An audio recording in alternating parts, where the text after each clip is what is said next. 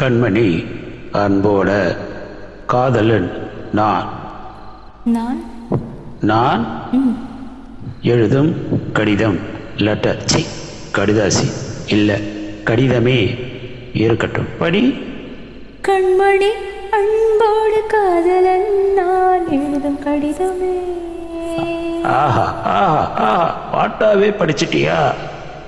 அப்போ நானும் முதல்ல கண்மணி சொன்னேன்ல, இப்போ பொன்மணி போட்டுக்க.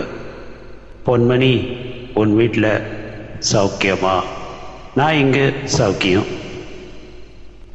பொன்மணி, உன் வீட்டில் சௌக்கியமா? நான் இங்கு சௌக்கியமே. உன்னை நினைச்சு பார்க்கும்போது கவிதை மனசுல அருவி மாதிரி கொட்டுது. ஆனா அதை எழுதணும் உட்காந்தா அந்த எழுத்து தான் வார்த்தை. உன்னை எண்ணி பார்க்கையில் கவிதை கொட்டுது, அதான் அதை எழுத நினைக்கையில் வார்த்தை முட்டுது. அதேதான். பிரமாதம். கவிதை கவிதை படி. கண்மணி, அன்போடு காதலன் நான் எழுதும் கடிதமே. பொன்மணி, உன் வீட்டில் சௌக்கியமா? நான் இங்கு சௌக்கியமே. உன்னை எண்ணி பார்க்கையில் கவிதை கொட்டுது, அதை எழுத நினைக்கையில் வார்த்தை முட்டுது. ஆஹா, கண்மணி, அன்போடு காதலன் நான் எழுதும் கடிதம்.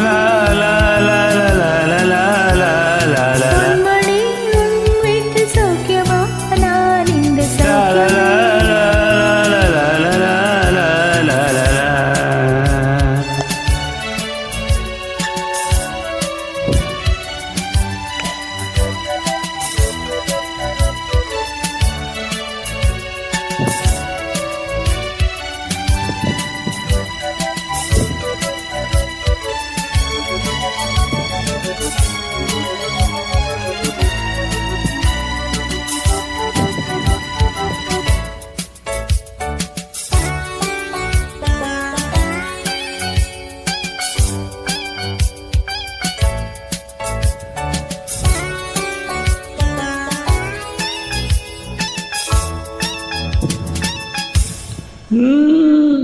எனக்குண்டான காயம் அது தன்னால் ஆறிடும்.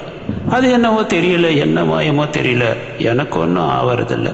இது நடுவில் நடுவில் மானி, தேனி, பொன்மானி இதெல்லாம் போட்டுக்கணும். இதோ பாரு, எனக்கு என்ன காயனாலும் என் உடம்பு தாங்கிடும். உன் உடம்பு தாங்குமா? தாங்காது. அபிராமி அபிராமி அபிராமி. அதை எழுதணுமா? இது காதல், என் காதல். என்னன்னு சொல்லாம எங்க அழுகையா வருது. ஆனா நான் அழுது என் சோகம் உன்னை தாக்கிடுமோ அப்படின்னு நினைக்கும் போது வர அழுக கூட நின்னுது. மனிதர் உணர்ந்து கொள்ள இது மனித காதல் அல்ல அல்ல அல்ல அல்ல. அதையும் தாண்டி புனிதமான புனிதமான